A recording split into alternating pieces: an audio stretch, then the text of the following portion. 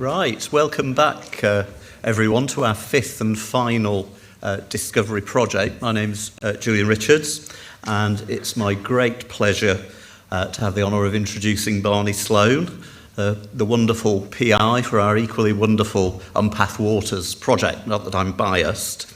Barney is currently National Specialist Services Director at Historic England, an archaeologist. He worked initially at the Museum of London before joining a University of Reading AHRC project on medieval burials, linking 70 collections into one database, so he was already doing it then. He joined Historic England to manage terrestrial and marine research grants, and now manages a team of archaeologists, heritage scientists and buildings conservation experts, and is currently the lead for two major cross-sectoral initiatives of relevance towards the National Collection: the Future of Archaeological Archives programme and Heritage Information Access Simplified. He's also on the board of the European Archaeological Council. Barney.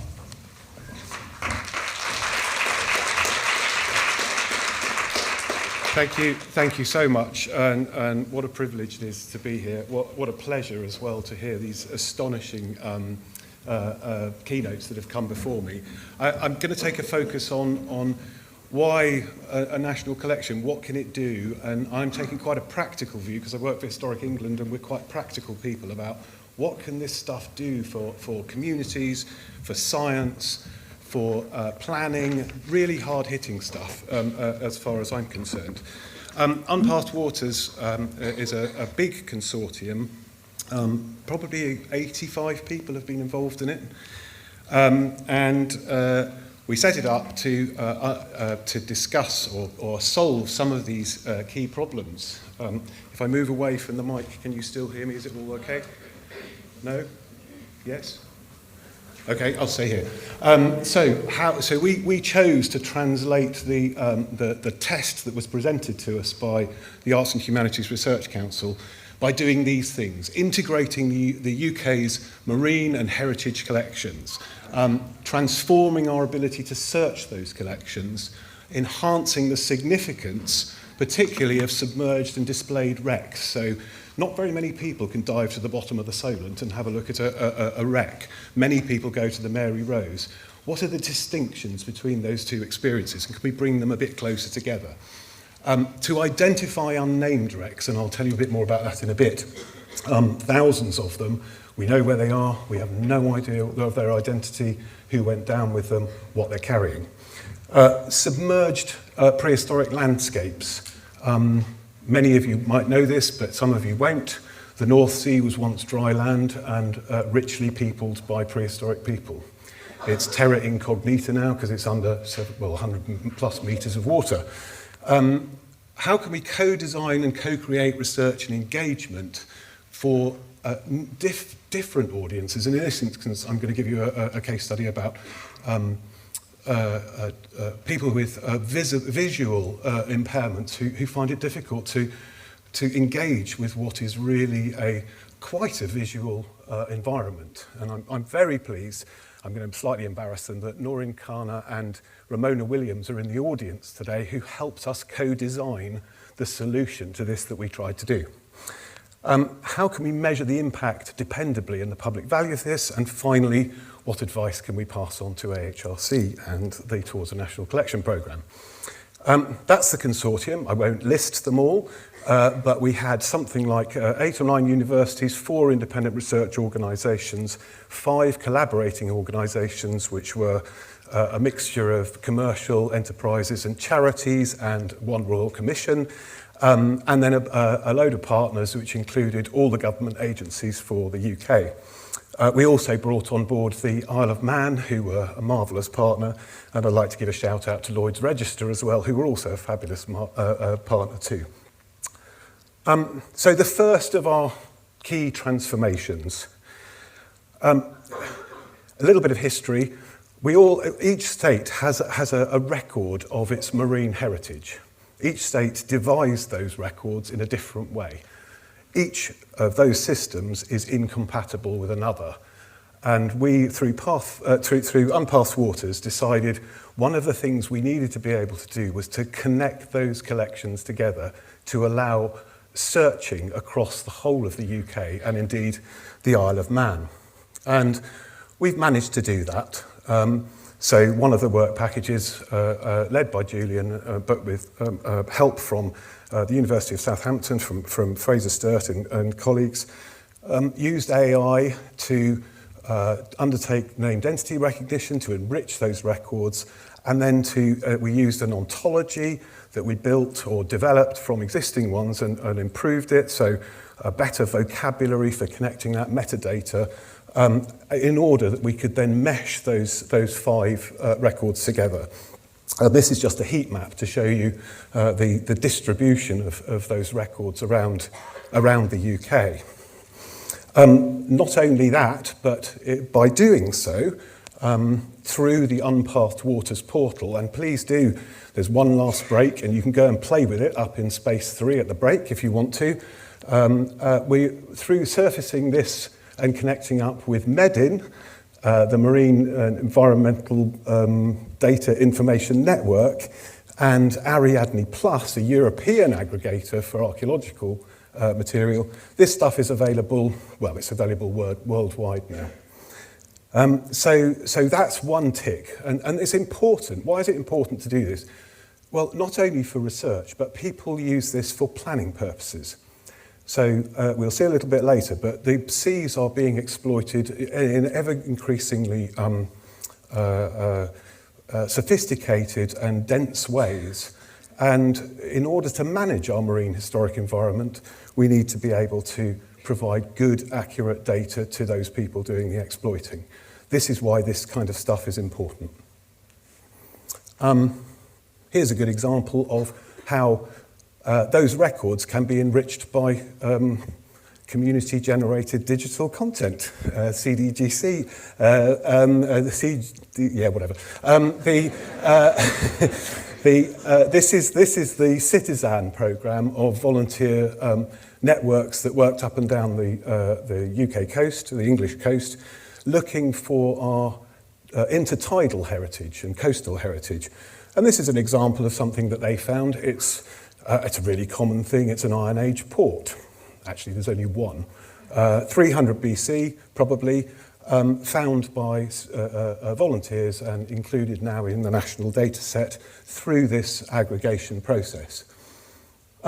We also used this aggregation, but also the artificial intelligence for enriching some other kinds of records. And this one's rather lovely, in a very sad way. This is a message in a bottle. This happened quite a lot in the 19th century, and these bottles were picked up.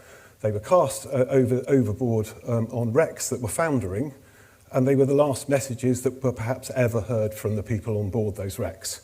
This one was found in 1843 on the Norfolk coast, and it was reported in the Hull Advertiser and Exchange Gazette, which said, "Pegasus, God help us, she is sinking, the bottle's empty, 'twill swim, and we also into eternity, Elton."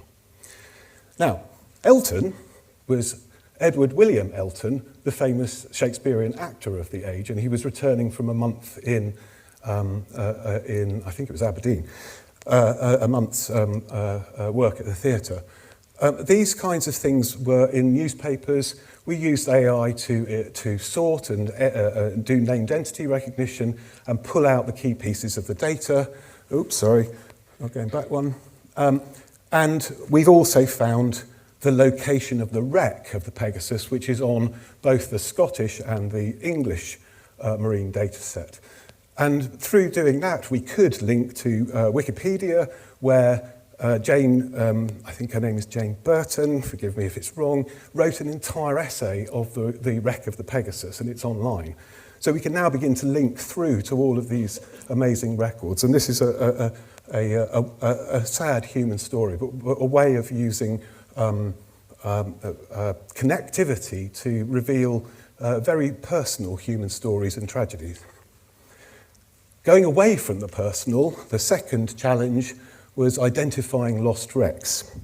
This is that the right one? Yeah. These dots on the map, I'm showing you a map of the Irish Sea. These dots on the left-hand side are all sites of known wrecks. They're probably all sites of known metal wrecks, and they're probably all 19th and early 20th century. Many of them are from the First and Second World Wars. Our study area for Unpath'd Waters was this red line between Northern Ireland, the Isle of Man, just below the southern tip of Scotland, and north of Anglesey, northwest of Anglesey. What we wanted to do was to connect up. These are wrecks identified by multi-beam sonar surveys undertaken for scientific and navigational research. But we connected them up with, and this was led by Mike Roberts at Bangor, we connected them up with heritage records of the construction, the launching, the loss, the crew records and so on, to begin to try to identify those wrecks from their dimensions, from loss accounts, eyewitness accounts and so on. We were able, or he was able, they were able, to, as of August of this year, the 113 unconfirmed wreck sites within the study area, 25 of them, 22% have been identified, renamed or reconfirmed. 49% of them were identified as being geological features, so we can take them out of the record in a sense, but 30% still are beyond our capabilities to understand them. Why does this matter? Well, there are two reasons. One, there's a human dimension, and two, there's an environmental dimension. The human dimension, you may have seen in the press on the 6th of November, we announced the discovery of the HMS Stephen Furness. And this is the multi-beam sonar picture on the left of what's left of the wreck between the Isle of Man and Northern Ireland. Now, there were 102 people on that when it went down. 5 of them were washed up reasonably quickly on the west coast of the Isle of Man, but another 4 took a month to appear and washed up on the north coast of Wales, the northwest coast of Wales. Now, this is quite complicated because that's over 100 and something miles away, and we wanted to be sure that the wreck that we'd identified through the heritage analysis was indeed likely to be the HMS Stephen Furness. So we used some mathematical modelling.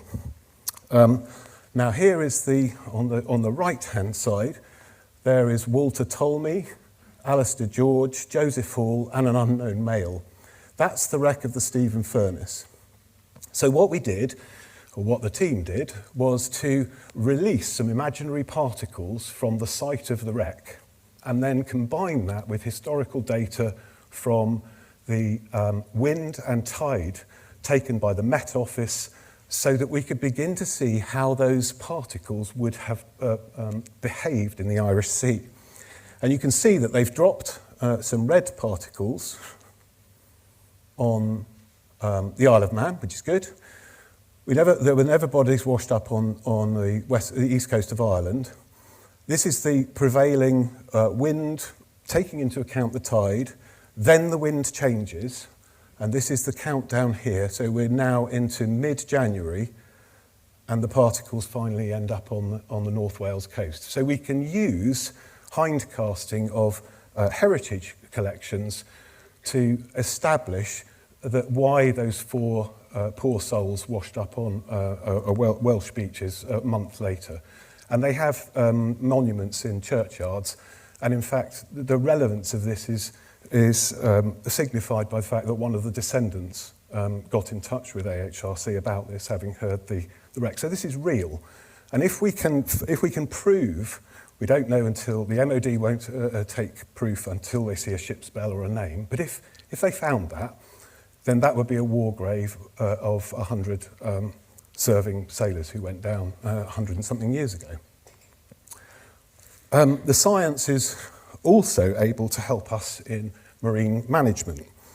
And here we've collected, these are the wrecks again on the right-hand side, but this is depth, seabed character, that's salinity, dissolved oxygen, temperature, velocity, and human fishing intensity. And we can use those non-heritage collections to add to our heritage collection to begin to map what the risks are to those wrecks. So if we want to preserve those wrecks, if they're very significant, we can focus on the ones that are in red, because they're at the highest risk according to our model. And also, if we identify those that have hazardous cargoes, like aircraft oil or spirits from the First or Second World War, we can begin to think, what is the likely trajectory for that wreck? And we might want to use it for biodiversity issues as well. So these things are very rich places for sea life. Finally, not finally, number 3, modelling ancient landscapes and potential human presence under the North Sea. This is this Doggerland that you might have heard of.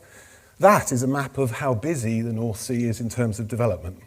So those are wind farm licenses and linear subsea pipelines, cables, you name it. So it's actually a very busy place, just like the terrestrial region is. But this is what we know of the archaeology of that. These are the Paleolithic and Mesolithic find spots on the left, the yellow dots all around England, which would have been higher ground, of course. We're talking here a sea level rise between 20,000 years and 5,000 years ago of something like 130 metres. These are the finds on coastal areas around the Dutch and German and Scandinavian North Sea. And of course, the bit in the middle has got almost nothing in it, although it would have been very well populated in comparison to the uplands. So we need to know something about that, and we need to try and develop that. This work's been done by Vince Gaffney at Bradford with Phil Murgatroyd, Simon Fitch and Rachel Harding.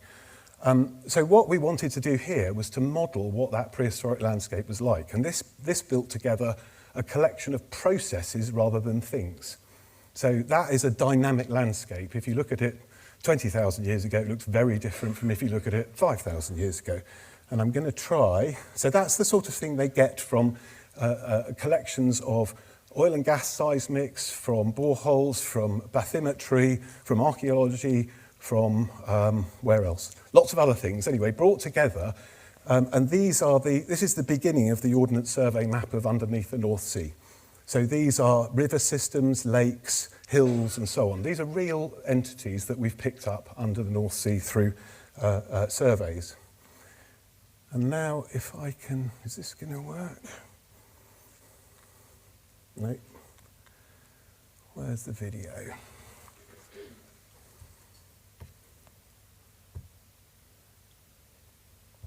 No. It's not going to work, is it? I wonder why not. Okay, I won't bother.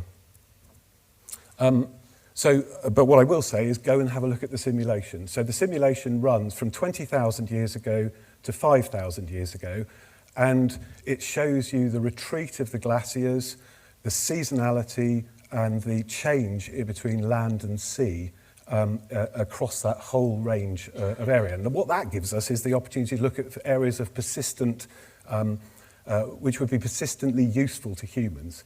So areas that are prolonged coastal or riverine environments where we might expect to find our prehistoric ancestors or the remains of them. That means that we can target the costs of archaeology in the North Sea much more effectively during all that development. Number 4, co-creating immersive access to marine collections with and for visually impaired people. This one was managed by a group of people, Professor Stuart Jeffrey, along with Sarah Perry and Jonathan Comby and a cast of several others as well, working with visually impaired communities, asking them what it is they need to have from an immersive system that would allow them to access this stuff. And we developed from that the Navigator. You can try that on, it's upstairs as well.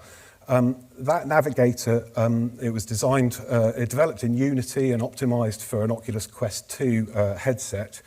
And it integrates all the collections that I was talking about earlier. So there's a set of curated voyages within the headset that you can then explore many of the collections that I've just talked about. and pick and choose the searches that you want amongst them. So I think that's a bit of a first for us as well. I'm really proud of it. It's blocky, it's straightforward and simple. It's not a sort of polished gaming VR by any stretch of the imagination. But the thing is that it works brilliantly for giving us an idea of how best to serve these collections up. It shows there's Doggerland inside the immersive.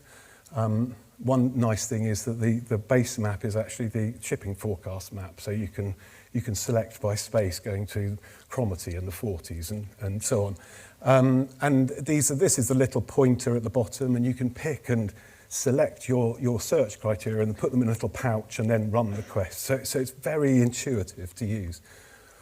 And here we are actually working with these communities, and there's some very nice testimonials. I'll just read a couple of them. This is the first time I'm glad I came. It's to try the headsets and see what it's like, or how everything a visually impaired person would experience in virtual reality. I found that the way you changed it as you've gone along a bit anyway, which is good because you must be listening if you're doing that. Because it's specifically for visually impaired people, we could express ourselves. So we got really good, strong and solid feedback. And actually, Stuart and his team prioritised the needs of the visually impaired over the sighted. And so some of the things that you'll see in it, that's why it's slightly blocky and weird. The design around making sure the contrast was right and the colours were right and the text size was right was an enormous amount of work, which we didn't need to do, but if we wanted accessibility, we had to do. And so we prioritised that. We then took everything out on a if that wasn't enough, on an exhibition, a travelling exhibition right round the UK in the maritime archaeology team's voyage, a discovery bus, and at various fixed locations. And in doing that, we were seeking to try to get real data about how people responded to this material. We used a lot of the stuff that we used for this, not all of it, was on our Needles sample, the Isle of Wight, west of the Isle of Wight, the Needles. There's a whole bunch of wrecks there. And we also included the Mary Rose and the Holland 5. And this allows me really to explain that our collections are very different from ones that you've heard previously, because we've got the entirety of the UK. Our collections are monuments, they're wrecks. And they come in various shapes and sizes. So this is the Mary Rose, of course. It's a bit dark, I'm afraid, but that's a picture of the Mary Rose in its gallery. But the Mary Rose also sits on the seabed. We haven't excavated all of it, so it's a protected wreck site as well. And ditto, the Holland 1, which that's a scan of, that's in the National Museum of the Royal Navy. The Holland 5, sister ship, these are the first submarines of the Royal Navy, is on the seabed in the Solent. So we've got some complexities, and we wanted to see what kids and adults thought about how you access this stuff and how important it was for them. We used another visualizing tool, which again you can play with upstairs. This is the Needles Voyager, and this pulls together oodles of different collections, all the way from artifact level up to wreck level and so on for all of those ships. And it includes audio and documentary and pictures and historic texts and so on. And all the way through, as you can see, what are your thoughts? Share your opinion. We were collecting this information quite deliberately. And by way of kind of coming close to the end of my talk, these are the things that we came out, that we collected. They're not just anecdotal. These are my kind of boiling down of the data from the evaluation. We never knew anything like that existed. Just brand new knowledge. Enhanced information. So I knew about the wreck, but I had no idea it had a connection to my family in Bombay or in India, because some of the ships were built by the Royal Navy far away from England. Combined media. So different people responded in different ways. The collections can't be served up in one manner. We've got to think very carefully about what options audiences wanted. listening to feedback, I've mentioned that already, but be receptive to what people want, how they want to access it. Challenging. We had some hackathons. They were brilliant. We just said, here's some stuff, how would you display it? And the students at the University of Portsmouth just built amazing stuff that we weren't expecting before. One on mitochondrial DNA from a sailor who died on the Mary Rose. So you could use haptics, gesture recognition software to move it around. And that led to lots of people trying to work out what DNA was and how important it was. Awakening people-centered stories, we've heard this over and over again. The wrecks are a way into stories of life, death, war, travel, commerce, you name it. And that's what people, that's the hunger for it. New narratives, different ways of thinking about wrecks completely and about the sea. And in particular, I quite like these ones, the non-value of heritage. So heritage as an inspiration for other things like artistic endeavours and even environmental lobbying. So we got some really, really rich stuff to suggest that if you didn't connect it up, we would have lost all of that. Now, it's a discovery project, so it's a relatively limited amount of information, but it's a really clear call to arms, in my view. And I just want to say my gratitude and thanks to AHRC and towards the National Collection Programme, to Rebecca Bailey in particular for a sterling job of steering the ship, if I'm allowed to say that, and organising the whole programme and bringing us together. This is just about a third of the consortium, but they're my very, very special collection.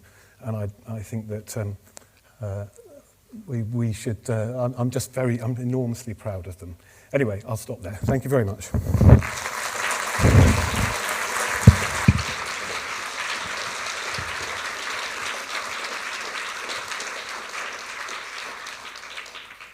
Thank you very much, Barney, for that amazing overview of so much activity. Do we have any questions? There's one over there. Yeah. Thanks very much. Great, inspiring work. You mentioned community-based, etc.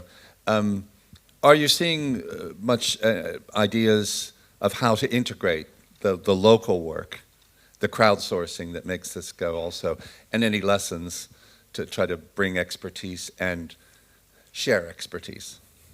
Yes, I think so. So there were two examples of that. One was a bit more of a push, but the other one was definitely a pull. So the pull was us wanting to include the citizen data, and we were really keen because we knew it was rich and we knew it would fit if we were able to access it and do the work that we wanted to do on it. But the really good example was the push one, which came from the Malvern Archaeology Diving Unit. Yes, Malvern has a diving unit.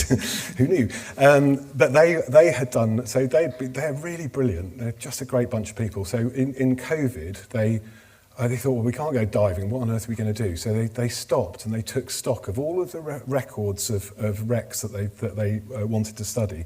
And then they crowdsourced right across to say, while we can't go out, why don't we try and work out some stories around these wrecks? And then they included their dive records and so on. It was a mammoth. I don't know how many, 240, Julian? 240 records? 240, yeah. So a mammoth undertaking. And then they saw this project and they just went, can we play? And so I think it's if you build it, they will come. And so Julian and the team at ADS were able to say, yes, it's really straightforward. All you do is you send us it in this format and we will upload it and we'll do the rest. And there's a process there that's relatively, it's very straightforward actually. So they were delighted and so were we because we could include a whole bunch of new recs, new information. And Adrian Corkhill, who's an independent marine researcher from the Isle of Man, he surrendered his entire sort of life's work and said, we can put this into an Isle of Man maritime heritage record. So when we started the project, the Isle of Man didn't have a maritime heritage record per se that it could use in the same way that England and Scotland and Wales and Northern Ireland do. By the end of the project, yes, we do. Yeah. And all those reports from Malvern unit have all now been published with DOIs online, so they are permanently available. Xavier, do you have a question from online? Come out from behind the arras. Hear me? Yeah, stand there, because I can't, I'm not being the blind. steps. Perfect. So, Barney, the question is, in terms of the work with communities of visually impaired people, were the groups or individuals paid for the ideas and the time, in terms of the work with communities of visually impaired people, were the groups or individuals paid for ideas and the time they gave to the project? Yes, is the answer. So Sarah Perry, who I haven't given a shout out yet, but Professor Sarah Perry, she helped us ensure that the project values were sufficiently embedded in the whole of the Unpath'd project that equity was one of our our cornerstones, and that there should be no exploitative activities. So we first of all went to organisations that represented visually impaired people and said, how do you suggest we do this? And secondly, we made sure that those workshops were fully funded and that people were not taken advantage of.